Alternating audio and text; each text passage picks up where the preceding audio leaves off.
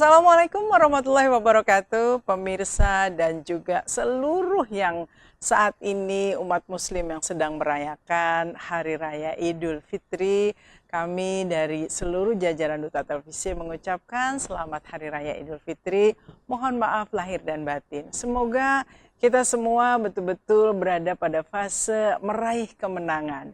Dan masa-masa di bulan Ramadan, di mana merupakan masa-masa cekawah candra di muka, itu merupakan penggodokan tidak hanya ibadah kita, tetapi juga mental dan juga segala sesuatunya agar kita menjadi lebih baik. Mudah-mudahan kita betul-betul kembali fitri, dan tentu saja saat ini Anda yang tengah bergembira bersama sanak keluarga, ada istilah sedang mudik, dan mungkin juga saat ini sedang menikmati makanan-makanan yang khas ada kalau munculnya itu kalau hanya di Lebaran, ya, kami mengistilahkannya Lebaran. Hari ini saya mengajak Anda untuk berjumpa dengan seorang budayawan yang juga penulis, dan tentu saja kita juga ingin mengulik terkait bagaimana Lebaran dari pandangan budaya. Kita akan sapa saja Bapak Ahmad Barji yang saat ini sudah bersama saya. Assalamualaikum. Assalamualaikum warahmatullahi wabarakatuh. Maaf lahir batin nih Pak. Ya, sama-sama. Selamat lahir batin. Maaf lahir dan batin. Betul. Ini kan kita lagi Lebaran. Pemirsa juga mungkin sedang kumpul dengan keluarga.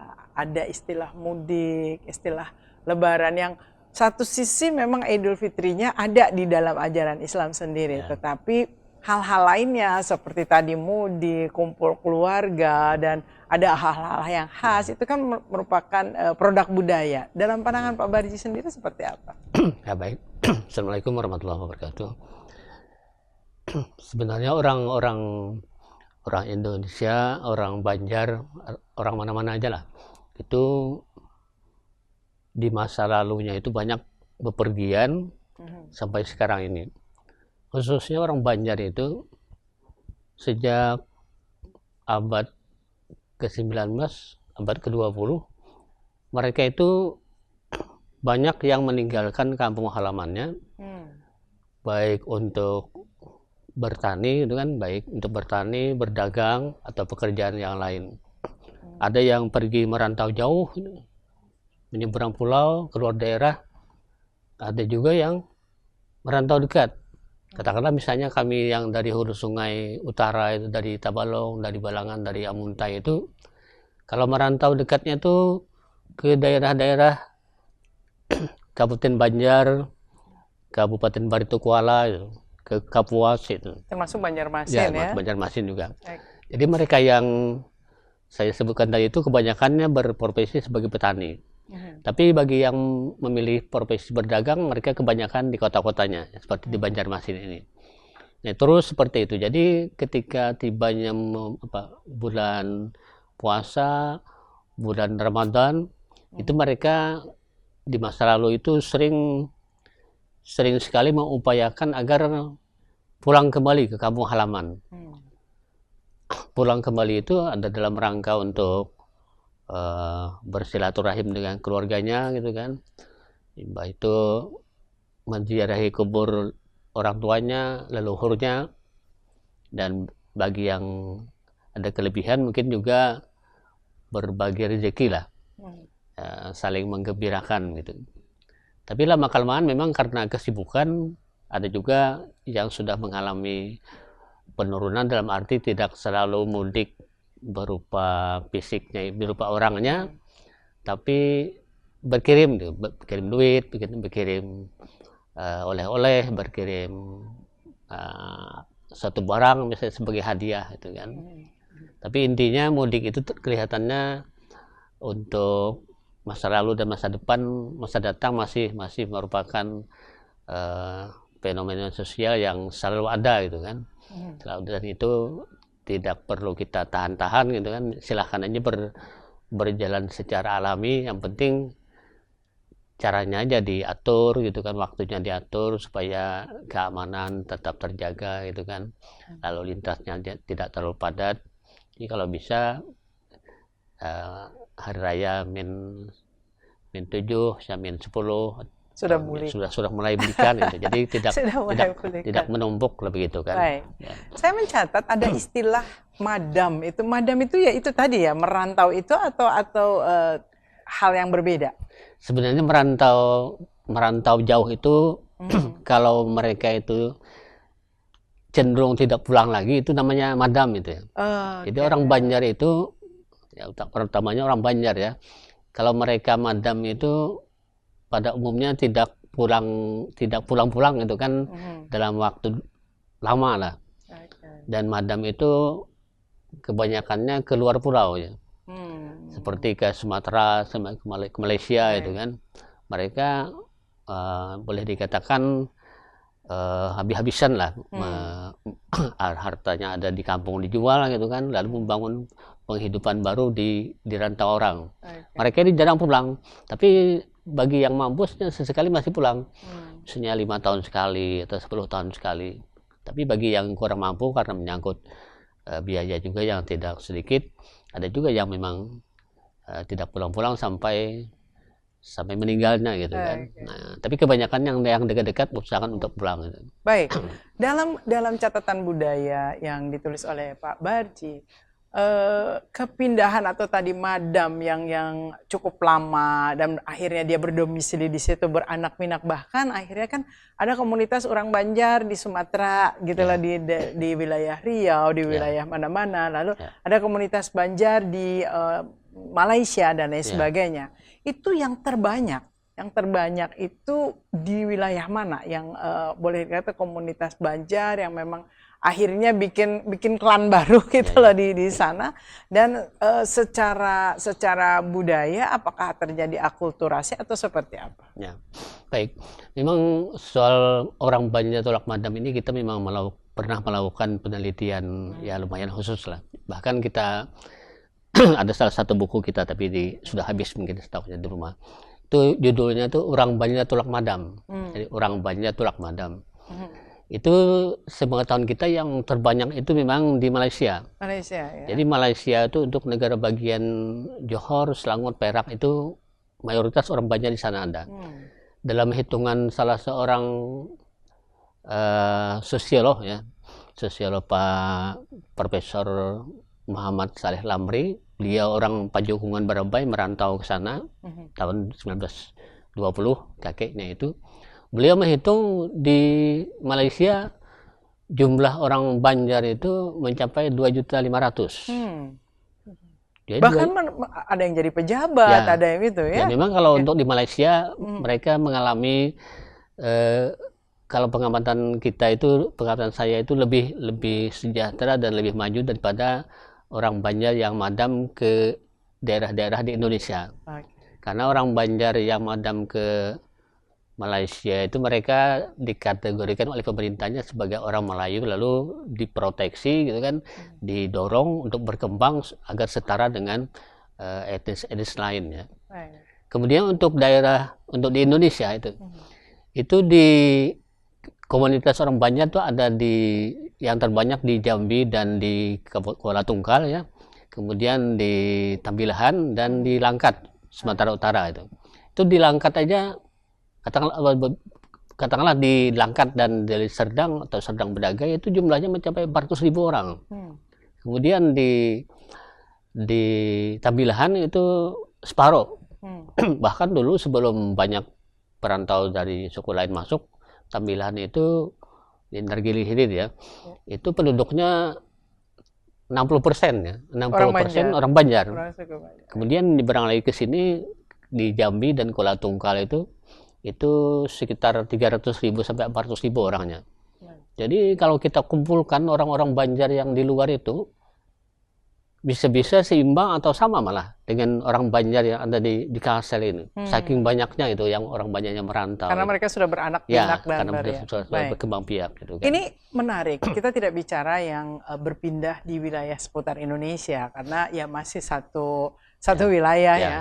Yang agak menarik adalah ketika para leluhur Banjar begitu ya melakukan madam ke Malaysia dan sekarang beranak pinak menjadi orang sana. Itu pasti kan berbeda kondisinya dengan para pekerja sekarang yang dikasih label TKW itu dan terutama orang Banjar. Apakah Mengapa kalau yang dulu itu begitu diterima? Tadi Pak Barji mengatakan pemerintah Malaysia malah mengorangkan sekali, menjadikan bagian dari suku Melayu, artinya etnis khusus ada di situ dan dianggap menjadi bagian dari mereka. Kalau sekarang mungkin orang Banjar ke sana kan agak berbeda ya, kan menjadi TKW pekerja yang boleh dikata menjadi kelas nomor sekian untuk di negara sana. Itu apa bedanya, Pak? Ya, memang itu kalau kita gali lebih jauh lagi ada faktor pendorong dan penariknya itu ya.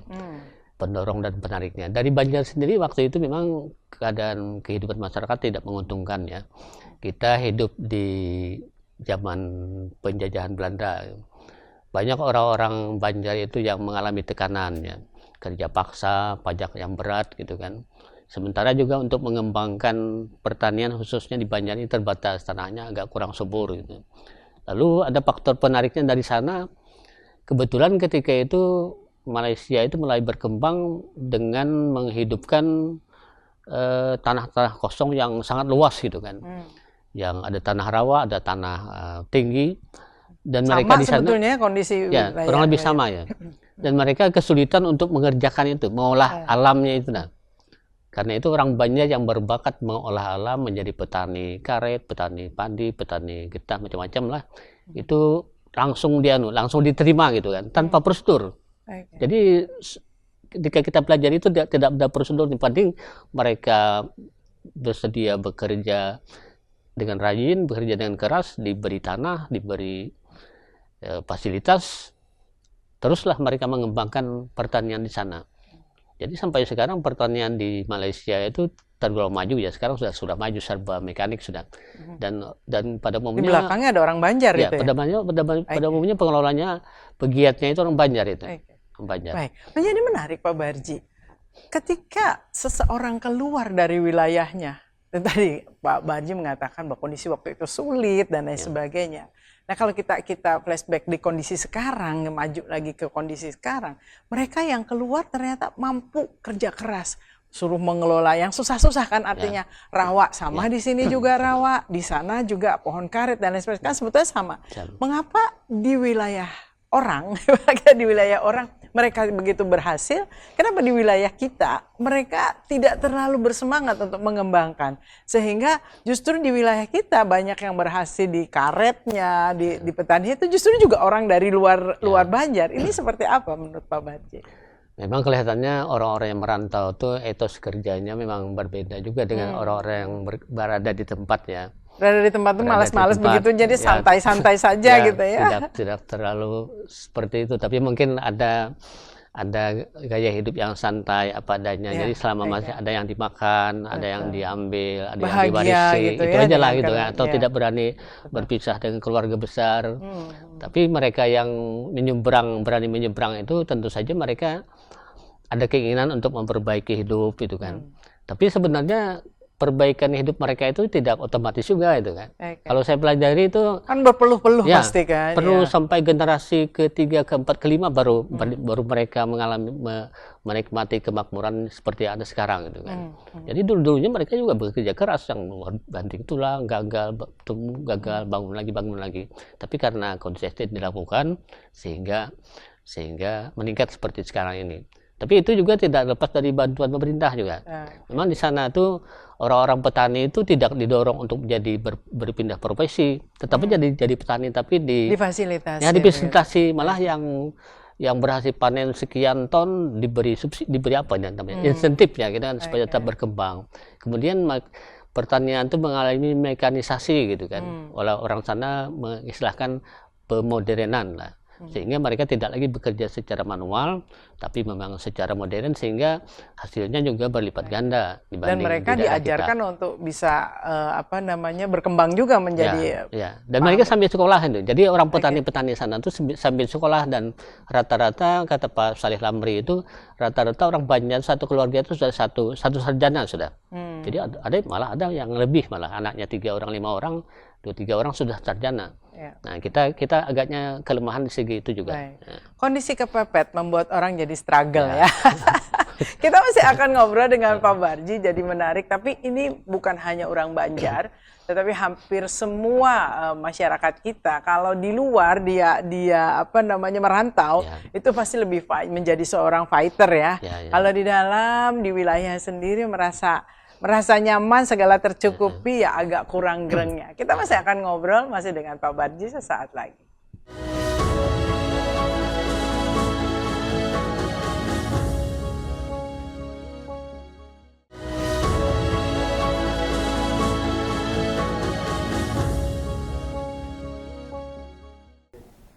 Pemirsa, kita kembali bersama Pak Ahmad Barji. Tadi kita sudah ngobrol soal bagaimana profiling masyarakat Banjar yang melakukan madam itu tadi ya. Dan ini kita kembali di momen Lebaran. Mereka biasanya itu juga mengambil momen Lebaran ini untuk pulang ya Pak ya. Nah kalau dari Malaysia, kalau dalam catatan Pak Barji, adakah Pak Barji melihat kepulangan mereka? Apalagi mereka kan lebih berhasil ya. Lebih ini mereka kedekatan dengan apa namanya, dengan leluhurnya, misalkan rata-rata kan banyaknya dari hulu sungai gitu ya Pak. Itu seperti apa? Apakah mereka tetap ada keterikatan, kerekatan? Ya soal pulang kan mungkin masalah hitungan waktu. Tapi catatan Bapak seperti apa? Jadi sepanjang yang kita ketahui dan juga ada sejumlah orang yang sempat kita wawancarai dulu, mereka mengatakan bahwa sebagian mereka itu tidak mengenal lagi keluarganya persis gitu kan. Setiap ini saya, leluhur saya, kakek saya tidak persis gitu. Tapi juriatnya tidak, sebagian tidak tahu persis, tapi sebagian masih terjaga itu kan. Nah, jadi mereka itu tahunya itu yang kampung-kampungnya aja, kampung di Barabai, bisa di Keluar, di mana-mana. Jadi tempat asal gitu ya. Tapi bagi orang yang terus-menerus menjalin hubungan gitu kan, menjadi hubungan personal tidak pernah terputus. Jadi kan hubungan mereka itu ada yang terputus, ada yang sambung menyambung, ada yang apa istilahnya itu dijaga keutuhannya sampai sekarang ini. Nah bagi mereka itu sebenarnya keinginan pulang itu selalu tertanam itu kan, karena orang-orang perantau itu bagaimanapun makmurnya di benua orang itu kan, tetap ada yang dirindukan ya, di kampung masih halaman. rindu dengan kampung halaman. Apalagi sebagian mereka itu lahir di sana, sudah generasi sekarang kan sudah bergenerasi ketiga, keempat, kelima itu. Mereka pada umumnya sudah lahir di sana, tapi mereka masih merindukan benua Banjar itu seperti apa itu kan. Tapi kebanyakan mereka pulang itu tidak dalam momentum Lebaran ya. Jadi mereka pulang itu kebanyakannya dikaitkan dengan momentum yang lain. Katakanlah misalnya ada aruh Banjar gitu sih kan. Ada pertemuan jadi ada hal keluarga Banjar, budaya itu ya. Ada haulan Gors Kumpul misalnya, ada haulan, ada milad Kesultanan Banjar misalnya. Nah itu mereka biasanya kan berkumpul sejumlah orang, lalu masing-masing pulang ke Banjar, dan disitulah kadang-kadang disempat-sempatkan mencari keluarganya itu kan, mencari keluarganya. Hanya orang-orang tertentu saja yang di luar di luar Lebaran bisa datang dan berdapat lagi dengan keluarganya gitu kan. Jadi umumnya memang seperti itu. Baik, Pak Barji sendiri kan dikenal sebagai penulis juga ya, gitu kan, sebagai penulis. Buku-buku yang Bapak tulis itu total berapa? Ingat nggak Pak? Berapa sudah buku yang sudah ditulis? Saking banyak. Tidak terlalu dihitung juga lah. Iya, tapi kira-kira berapa yang sudah? Mungkin kira-kira yang sudah terbit itu mungkin ya 30-an mungkin lah, 30-an ya? Ada yang sudah terbit itu, ada juga masih masih berupa naskah-naskah aja. Tapi biasanya saya menyusun buku itu disusun berdahulu gitu kan, disusun berdahulu, baru dipikirkan, diusahakan menerbitkannya seperti apa gitu kan. Mencari-cari dukungan. Buku yang disusun ini lebih ke memang penelitian atau pendekatan kacamata seorang Pak Ahmad Barji, atau bagaimana? Rata-rata bukunya itu yang seperti apa? Ya, memang buku saya itu ada yang berupa biografi ya. Nah, kalau biografi itu memang harus penelitiannya. Biografi itu katakan misalnya biografi dulu biografi Bupati Tapin Pak Kedah Nur Aji. Setelah itu bersama teman-teman nyusun biografi Pak Mitpa Yabani ya, Wali Kota Banjarmasin. Setelah itu biografi Pak Khairani Idris ya, salah satu tokoh kita. Setelah itu biografi Pak Kustan Basri ya, mantan rektor UNLAM. Yang terakhir ini biografi Pak Ibnu Sina ya, besar yang ini, ada yang ini besar ya. ini. Oke, baik. Itu mau tidak mau harus melakukan penelitian ya, penelitian secara intensif. Dalam arti itu kita melakukan wawancara tidak terhitung, wawancara intensif mendalam dengan tokoh yang bersangkutan dan juga dengan orang-orang dekatnya gitu kan, keluarganya atau teman-teman sebayanya tuh. Yang lainnya juga sebagian penelitian juga seperti Pak Dokter penelitian apa judulnya itu Pak Idam Halid ya. Idam Halid itu kan tokoh nasional, ulama dan tokoh nasional. Kita penelitian, tapi penelitian karena beliau sudah meninggal ya, penelitiannya itu penelitian buku dan penelitian teman-teman murid-murid beliau itu kan. Jadi murid-murid beliau, keluarga beliau yang masih hidup sedapat mungkin kita wawancarai, tapi juga melalui riset riset kepustakaan ya, riset buku. Begitu juga yang lain-lain itu seperti itu juga. Jadi campuran lah risetnya itu ada riset lapangan gitu kan, ada riset buku gitu kan. Dan setelah itu kita modifikasi ya, akhirnya jadilah seperti itu kan. Jadi buku-buku itu prosesnya memang lama juga. Kita tidak menargetkan tahun berapa terbitnya, tapi disusun sedemikian rupa dalam waktu yang lama sambil diperbaiki. Nanti kalau ada biayanya, ada ongkosnya, ada yang mendukung misalnya, baru kita terbitkan. Baik. Itu. Ini menjadi menarik. Tadi Pak Barji mengatakan bahwa Pak Barji memang cukup concern juga untuk menulis tokoh-tokoh, gitu ya. Tokoh-tokoh artinya biografi dan juga ada beberapa ini yang saya pegang adalah berarti ini yang sifatnya umum ya, nilai-nilai pendidikan dalam tajuk Ajar Melayu dan lain-lain. Ketertarikan Pak Barji dalam menulis dan ini kan pendekatannya lebih ke pendekatan budaya, itu berawal dari apa, Pak? Sebenarnya saya tidak berlatar belakang pendidikan sejarah atau budaya kan, karena kita kuliah di Yayan Antasari dulu ya. Cuma keinginan untuk menulis tentang sejarah Banjar dan budaya Banjar ini lebih karena hobi aja sebenarnya. Karena hobi menulis misalnya kan, ada juga rasa tanggung jawab juga lah, karena para penulis, para budayawan Banjar itu sudah semakin sedikit ya, Pak, sedikit lah, semakin banyak yang meninggal. Katakanlah misalnya Ajim Aryadi sudah meninggal ya, Pak Suryan Saidaham gitu, Pak Saripudin R ya, Pak Anang Ardiansah ya, Pak Maki, Pak Semsir Seman. Maksudnya rata-rata budayaan Banjar ini kelihatannya, sejarah Banjar, budayaan Banjar itu rata-rata sudah tua dan banyak yang meninggal dunia gitu kan. Sementara generasi penggantinya itu tidak begitu muncul gitu kan. Paling ada misalnya katakanlah saudara kita Taufiq Arbain, misalnya Elsa Fahrian Nur, misalnya Tajuddin Nur, misalnya, atau beberapa yang lainnya lah. Jadi karena faktor itu lalu kita mencoba untuk menyusun apa yang kita bisa itu kan. Jadi tidak mesti tinjauannya memang harus secara teori, itu tidak mesti seperti itu. Jadi kita memperbanyak fakta di lapangan lah, banyak referensi untuk masyarakat. Itu kan, itu aja. Baik, menarik adalah ketika berbicara menulis biografi. Tadi Pak Barji mengatakan bahwa ada studi yang sifatnya studi pustaka seperti Pak Idam Halid karena yang bersangkutan sudah tidak ada. Ada yang sifatnya wawancara.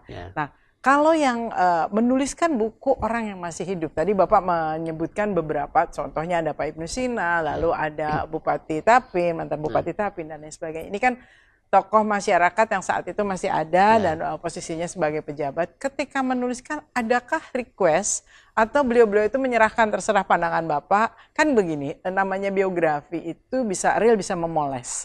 Gitu. Nah, itu kalau Pak Barji itu menulis tokoh, itu apakah boleh orangnya mengatur, merequest, atau memang kalau sudah diminta untuk menulis ya terserah Pak Barji, itu seperti apa?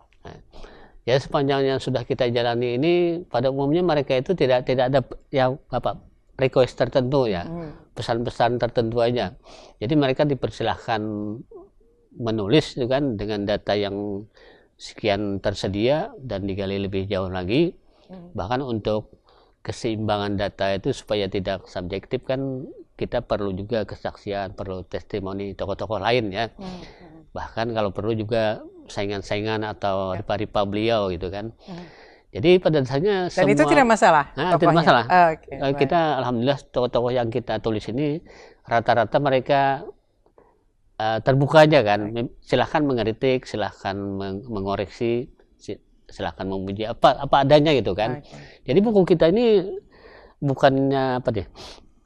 Bukan hanya memuji-muji isinya. Tidak seperti itu gitu. Jadi Baik. paling-paling mereka itu ketika menjelang cetak kita minta baca keseluruhan gitu kan. Jadi mereka koreksi, tapi yang dikoreksi itu kebanyakannya kata-kata aja, redaksi aja kan, bukan isinya gitu kan. Bukan isi isinya. diserahkan. Isinya seperti apa yang kita dapat di lapangan gitu kan.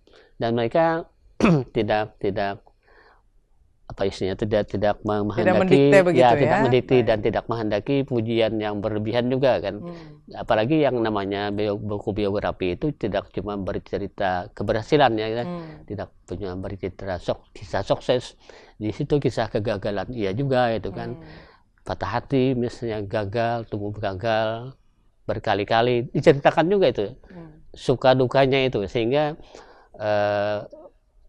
biografi itu lebih menarik lah. Bahkan kita juga di situ menceritakan juga teman-temannya itu kan. Jadi teman-temannya yang ikut berjuang misalnya kan juga diceritakan di situ. Jadi tidak monoton menceritakan tentang tokoh dia gitu kan. Tidak terpusat seperti itu ya.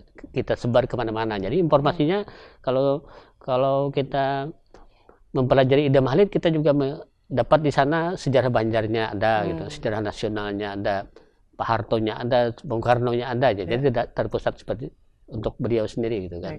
Jadi menulisnya lebih enjoy ya Pak ya, karena tidak ada dikte ya. Kalau ada dikte kan pasti jadi nggak enak. Susah gitu juga kita kalau di dikte itu kita agak susah. Baik. Buku-buku ini tadi Pak Barji bilang bikin konsep, lalu menunggu yang bisa support untuk menerbitkan gitu kan. Kalau kita bicara Pak, ini dari sisi profesi, selain memang profesi yang sudah melekat pada Bapak, sebenarnya menulis, menerbitkan itu menguntungkan nggak sih Pak? Ya, memang keuntungannya itu tidak semuanya harus kita ukur dengan materi, dengan uang gitu. Tapi sebenarnya kalau nilai uang materinya itu ada juga gitu, tapi tidak semuanya di situ gitu kan. Ukurannya bukan materi. Jadi ketika kita menulis buku itu, yang pertama kita mencari sponsor atau apa. Seperti buku ini kan, buku Idam Halid ini banyak disponsori, ada Bank Kasel di situ kan, ada Amba Pers juga, ada Sultan Banjar. Tapi catatannya nggak boleh intervensi gitu ya Pak? Karena mereka mereka hanya support, mereka mensupport aja. Bahkan mereka tidak mencampuri soal isinya gitu kan. Jadi alhamdulillah lah kita melalui forum ini juga berterima kasih kepada Sultan Banjar, Sultan Khairul Saleh, kepada Amba Pers, kepada Bank Kalsel, ya, kepada tokoh-tokoh masyarakat, kepada Pak Harli, Pak Harli Hanafi Kalianda juga ada yang memberikan semangat, Ibu Marwiah juga kan yang memberikan semangat, termasuk dari Pak Wali Kota Pak Ibu Nusina juga. Dengan bantuan mereka buku-buku ini bisa terbit, walaupun sebagian juga ada juga yang karena kepepet kita gunakan duit pribadi, tapi sebagian besar memang dukungan para sponsor lah, seperti itu. Baik. Buku menjadi jejak digital ya Pak, menjadi jejak digital yang menjadi karya yang mungkin nanti akan menjadi jejaknya Pak Barji juga, walaupun di dalamnya menuliskan tentang orang lain kan, tapi ini tulisan seorang Pak Barji. Nah kalau kita melihat ini kan diterbitkan, pasti harapannya ada yang membeli, ada yang atau mungkin dibagikan sebagai gift atau sebagai sesuatu yang memang menjadi bagian dari sponsorship. Ini seperti apa biasanya untuk distribusinya Pak? Ya. Jadi buku saya itu diterbitkan antara 100 eksemplar sampai 5.000 ya.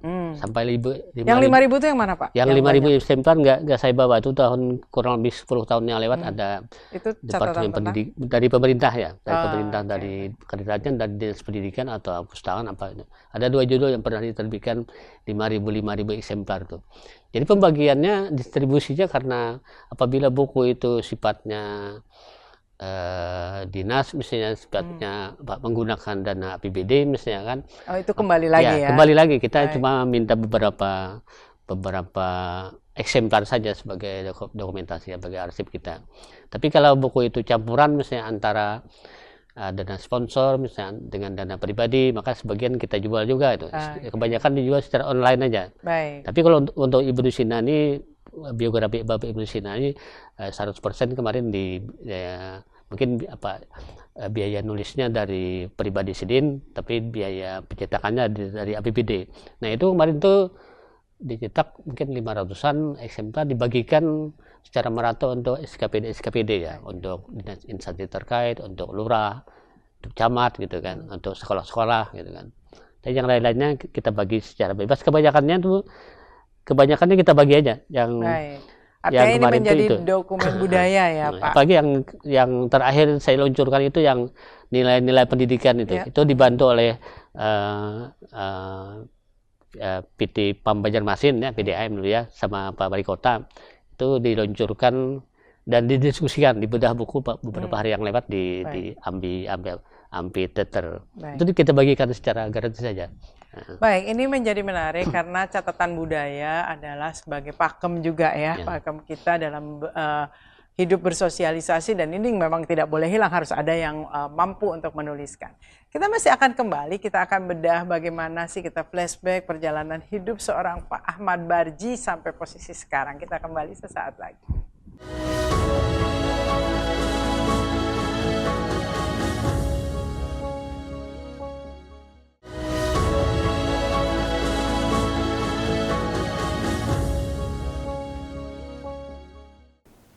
Pemirsa, kita akan ngobrol kembali dengan Pak Ahmad Barji.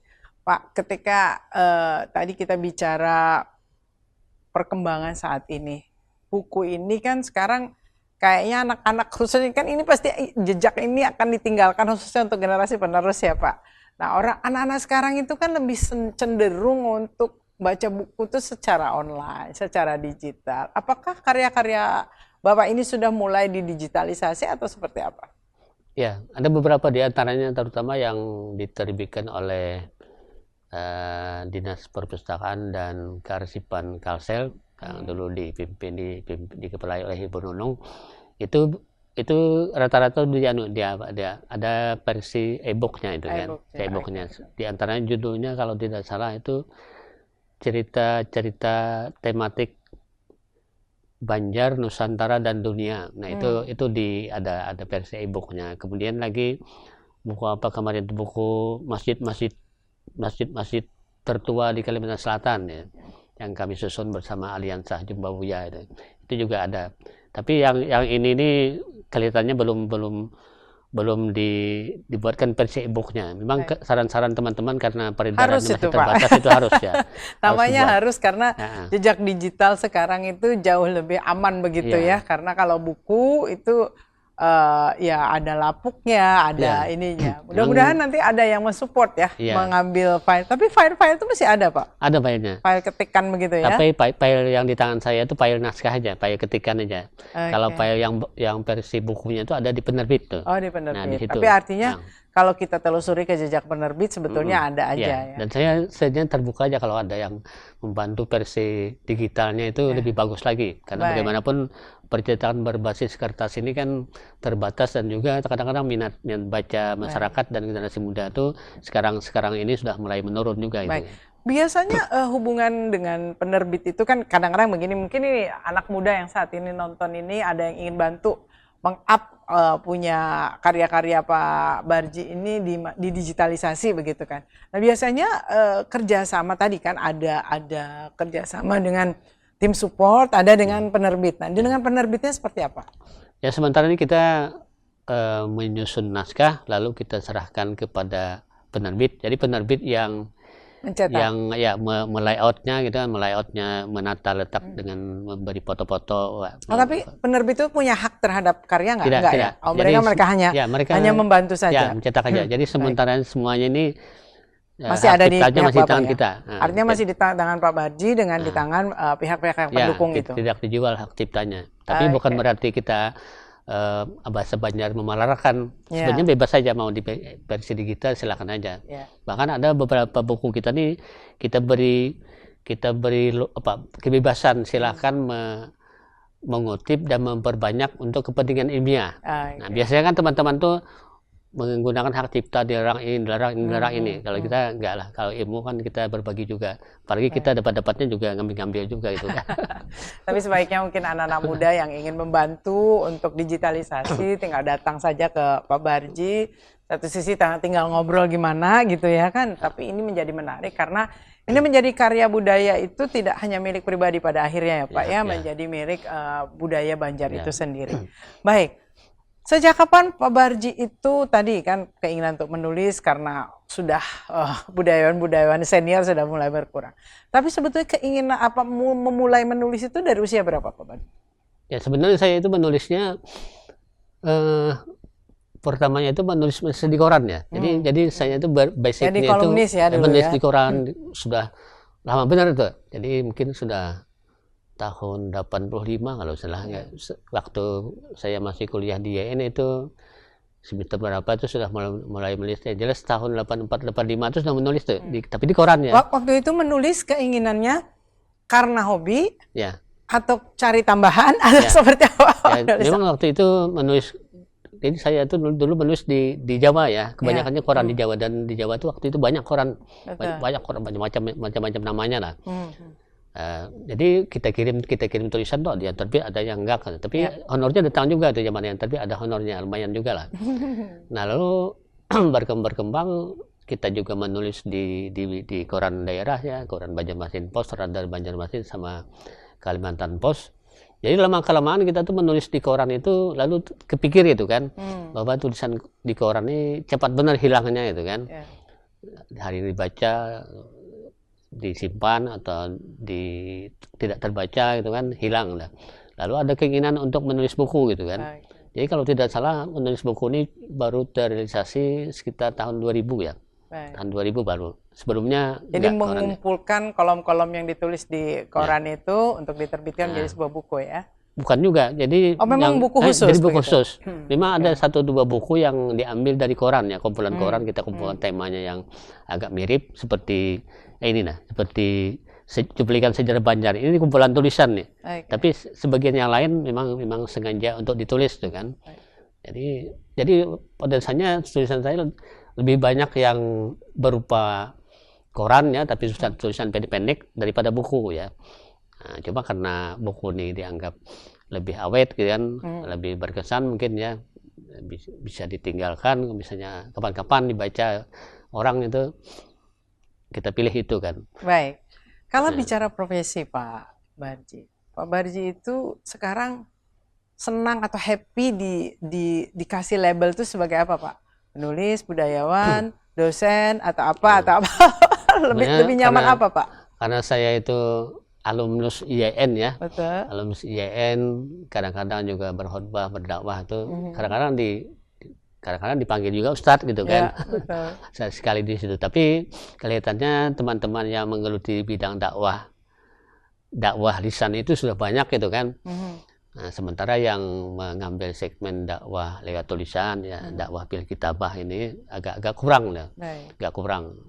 Kalaupun ada juga sudah mulai uzur ya, seperti Pak Sinaparin ya sudah mulai uzur beliau ya, walaupun tetap menulis, tetap produktif itu. Nah lalu kita melihat keadaan seperti itu lalu kita memperkuat posisi sebagai penulis lah, tapi penulisnya di bidang keagamaan ya, budaya, atau bidang agama, lain tuh begitu. Sebagai pelengkapnya mungkin ya, ada dakwah, ada sejarahnya juga. Jadi tetap sebetulnya ujungnya adalah ingin berbuat sesuatu dengan dakwah, tapi via tulisan ya Pak. Jadi dakwah kita ini sebenarnya dakwah buku-buku kita ini sifatnya berdakwah lihat tulisan gitu kan, dakwah lihat tulisan gitu. Pak, kalau flashback sendiri, Bapak itu kan tadi mengatakan kita di awal bicara bahwa orang Banjar ini kan hobinya memang merantau, bahkan ada yang madam tidak kembali lagi begitu. Kalau Pak Barji sendiri asal muasal sebelum tinggal di Banjarmasin terlihatnya bukan orang Banjarmasin begitu kan? Bapak aslinya dari mana Bapak? Ya saya aslinya memang orang Kelua, jadi orang Kelua, Kabupaten Tabalong. Jadi kampung saya itu ngarannya di Pasintik ya. Di Pasintik, Desa Bohongin, dekat dengan makam Syekh Muhammad Nafis Al-Banjari ya. Nah di situ saya sekolah kemarin dulu itu sekolah SD, SMP sampai MAN dulu, MAN ya. MAN keluar masih di sana. Baru kemudian kuliah ke Banjar nih, rencana tuh kuliah aja gitu kan. Saya itu balik lagi, tapi ternyata ke apa selajur berdiam di Banjar gitu. Jadi termasuk yang madam Ya, juga ini, madam ya, juga. madam dari keluar ya. Termasuk jarang pulang saya. Iya, baik.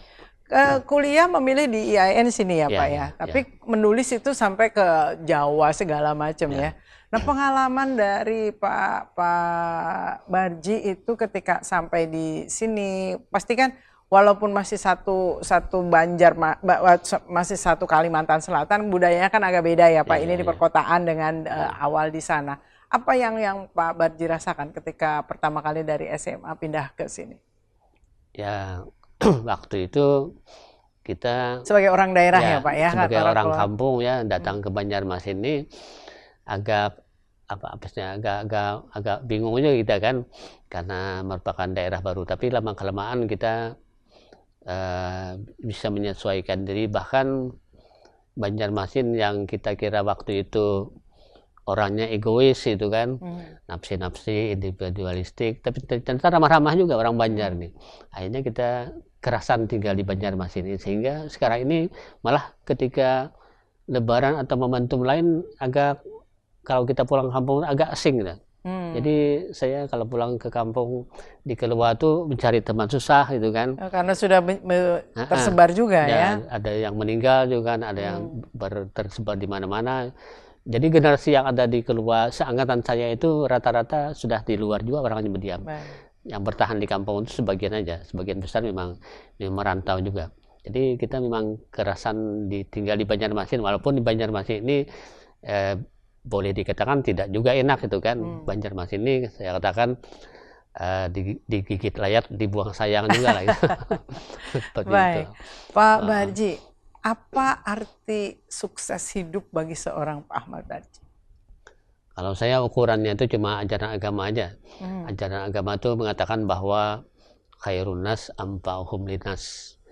Orang yang baik itu adalah yang bermanfaat bagi orang lainnya gitu kan, bagi masyarakat.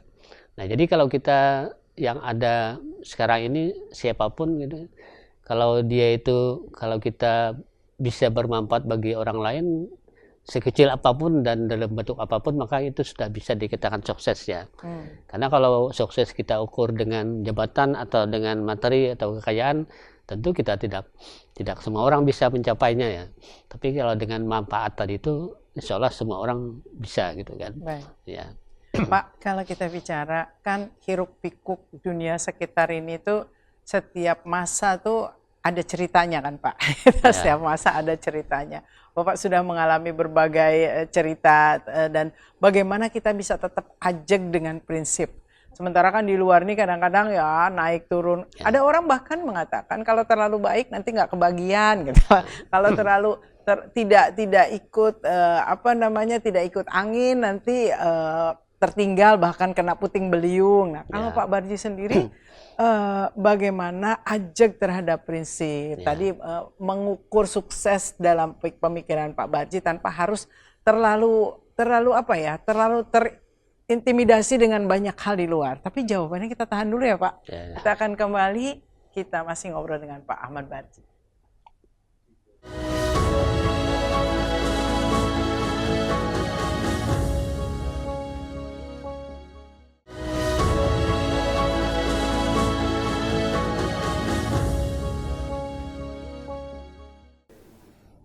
Pemirsa, kita masih dengan Pak Barji. Tadi Pak Barji, bagaimana Pak Barji tetap ajeg dengan pemikiran, dengan prinsip di tengah hiruk pikuk. Kan memang ya seperti itulah keadaan, setiap masa itu pasti ada ceritanya.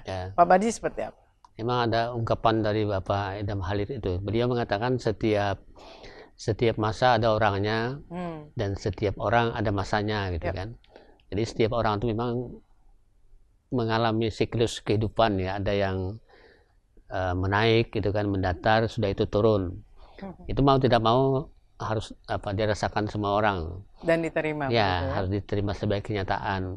Kita tidak harus memaksa harus tampil terus menerus itu kan. Ada kalanya kita harus berbagi peran dengan orang lain, ada kalanya kita mengurangi peran kita dan mempersilahkan kepada generasi yang lebih muda untuk mengambil peran gitu kan, bahkan lebih baik dari kita misalnya kan. Jadi walaupun keadaan di luar itu seperti apa gitu kan, kalau bisa prinsip-prinsip itu tetap kita pegang ya, prinsip hidup sederhana misalnya, bermanfaat tadi, tidak harus jadi apa, tapi penting bermanfaat aja lah. Memang kehidupan di luar itu kadang-kadang menggoda, kadang memukul kita, kadang membuat kita penasaran atau tidak puas atau kecewa atau seperti apa. Tapi yang jelas kita sebagai orang beragama ini ada filternya, ada basicnya, bahwa kita tidak harus memaksakan sesuatu yang di luar kemampuan kita. Tapi kalau kita memang memiliki kemampuan apapun ya, jaringan, misalnya kemampuan finansial, kemampuan kapasitas kita, integritas kita, silakan aja maju sebagai apa gitu kan, kita sependapat dengan mereka. Tapi kalau dipaksakan tidak bagus juga gitu kan, karena akan berefek juga bagi masyarakat luas. Baik, Ya. Pak Barji, kan hidup itu tidak selalu lurus. Walaupun kalau melihat Pak Barji ini kayaknya orangnya tenang, tenang, kayaknya nggak ada ombak-ombaknya. Tapi kan kita tidak tahu ya. Nah, Pak Barji sendiri ketika dalam perjalanan hidup dari dulu sampai sekarang, ketika misalkan ada riak, ada ombak, ada patah, begitu kan, apapun itu yang dialami. Biasanya apa yang dilakukan oleh Pak Barji untuk bisa tetap stabil, lalu pada akhirnya tetap bisa seperti sekarang, tetap tenang, dan pada akhirnya memilih untuk di posisi Pak Barji? Ya. Sebenarnya kita semua orang itu pada dasarnya mengalami problem ya, mengalami Nggak mungkin nggak ada problem ya Pak? pasang surut kehidupan masing-masing ya, mengalami cobaan masing-masing, dan tidak semuanya mereka ungkapkan sebenarnya. Ada yang tersembunyi, ada yang mampu mereka tahan, ada yang mereka curhatkan dengan orang lain ya. Saya sendiri juga seperti itu juga, sebenarnya banyak juga liku-liku kehidupan ya. Tapi saya anggap sebagai hal yang biasa juga lah gitu kan, biasa juga. Tapi sedapat mungkin ketika kita mengalami masalah itu, kita berusaha untuk tenang-tenang saja gitu kan, karena orang lain pun ada yang bahkan masalahnya lebih berat gitu kan daripada kita. Jadi nggak terlalu banyak curhat ke orang gitu ya Pak? Kalau bisa tidak terlalu curhat. Kalaupun saya curhat melalui tulisan aja gitu kan, melalui buku aja gitu kan. Karena ada pesan Socrates itu, kalau kamu kawin misalnya, kalau kamu kawin ketemu pasangan yang membuat kamu bahagia, bahagialah kamu gitu kan. Tapi kalau kamu berkeluarga atau dengan siapapun yang tidak membuat kamu senang atau tidak membuat kamu bahagia, kamu tetap berarti kan, dengan cara mengaktualisasikan dalam bentuk lain gitu, kalau aktivitas kah, atau tulisan atau karya atau puisi seperti apa. Jadi nggak boleh curhat kalau lagi down dengan pasangan juga ya Pak? Sebenarnya boleh juga curhat, cuma curhat yang lebih positif, menenangkan dengan Allah SWT memang. Kalau dengan manusia ada yang bisa memberikan jalan keluar, tapi ada juga yang bisa memperparah atau nggak bisa apa-apa gitu kan. Saya pun sebenarnya seperti itu juga, bukan berarti saya berkarya itu karena ada problem seperti itu. Problem itu tetap ada, tapi apa istilahnya, karya itu sebagai cara untuk merefleksikan lah, sebagai cara untuk mengaktualisasikan apa yang kita bisa bagi gitu kan. Dan dapat pula saya informasikan bahwa buku ini juga sebagai bentuk terima kasih ya. Terima kasih kepada guru kita waktu kita sekolah SD, SMP, SMA sampai kuliah itu. Jadi berterima kasih kepada guru dengan cara menulis sebagian yang pernah diajarkan guru gitu. Jadi saya beberapa kali ketemu guru-guru itu, mereka gembira itu bukan karena diberi duit, ternyata diberi ajarannya berlanjut begitu. Ternyata dengan kita bisa sedikit-sedikit menulis ini, mereka lebih bangga gitu. Ternyata muridnya yang dulu ada juga yang menjadi penulis, dan ilmu yang mereka berikan bermanfaat juga begitu. Seperti itulah. Baik. Pak, terakhir bicara soal regenerasi. Nah, regenerasi tadi Pak Barji sudah menyentuh tuh Setiap orang ada masanya, setiap masa ada orangnya. Nah, sekarang dalam menulis regenerasi yang dalam kaitan dengan juriat nih, kan kalau orang lain kan lain ya, itu memang anak-anak mungkin ada. Kalau dengan juriat, apakah Pak Barji menurunkankah atau siapakah yang kira-kira akan melanjutkan Pak Barji? Ya sampai sekarang saya punya 4 orang anak. Ada yang menulis nggak? 6 orang cucu. Sampai sekarang ini belum ada yang menulis, belum kelihatan yang menulis dari anak-anak saya.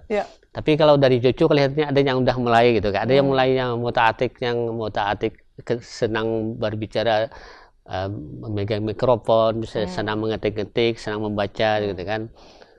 Saya harapkan mungkin nanti ada generasi yang dari pihak saya sendiri, misalnya ada generasi yang bisa melanjutkan. Tapi yang lebih penting sebenarnya generasi yang di luar kita kan, generasi pada umumnya itu kalau bisa berbagilah apa yang bisa dibagi lewat tulisan, karena bahan-bahan tulisan ini tidak habis-habisnya, apalagi sekarang ini kan sumbernya kita sudah jenuh dengan informasi, tapi sebenarnya semua itu masih bisa kita gali, kita kembangkan. Apalagi soal sejarah dan budaya Banjar ini masih banyak yang belum ditulis, masih banyak belum dibukukan.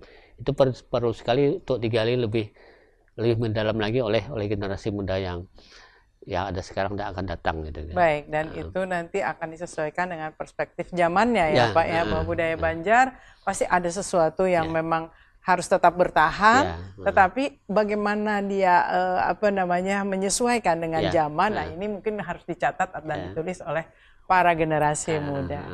Pak, terakhir sekali lagi sebagai penutup, pesan apa yang ingin Bapak sampaikan di momen Lebaran ini kepada masyarakat Banjar, kepada generasi muda, dan juga kepada kita semua?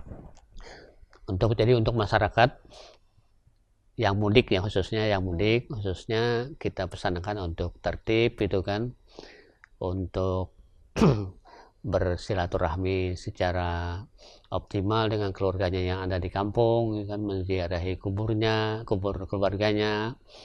Ya kalau ada rezeki yang bisa dibagi-bagi juga bagus sekali, saling memberi hadiah.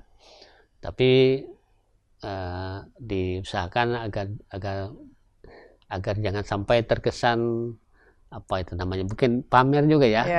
Kadang-kadang pamer keberhasilan di kota, pamer keberhasilan di kampung itu kan menimbulkan hal-hal yang tidak enak juga dengan teman-teman di kampung misalnya. Jadi yang wajar aja, yang alami saja.